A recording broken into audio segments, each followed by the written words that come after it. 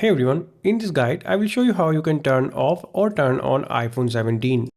Whether you have an iPhone 17, iPhone Air or iPhone 17 Pro, this guide will help you. It's a simple process, but Apple's button layout can sometimes confuse new users, especially if you're switching from Android or upgrading from an older iPhone. So let's get started. To turn off your iPhone, here's what you need to do. Press and hold the side button and either the volume up or volume down button at the same time.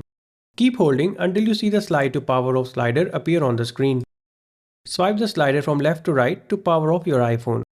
After a few seconds, your screen will completely go black, and that means your iPhone is now turned off. To turn your iPhone back on, simply press and hold the side button. That's the button on the right side of your iPhone. Keep holding it until you see the Apple logo appear on the screen.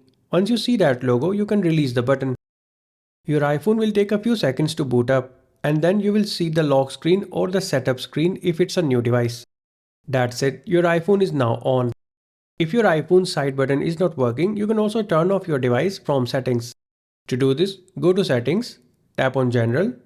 Here scroll down and tap on shutdown. Then swipe the slider to power off your device. If your iPhone freezes or becomes unresponsive, you can force restart it. The process varies depending on your iPhone model. So I have linked a full guide on how to force restart your iPhone 17 in the description below. And that's it. This is how you can easily turn on and turn off your iPhone.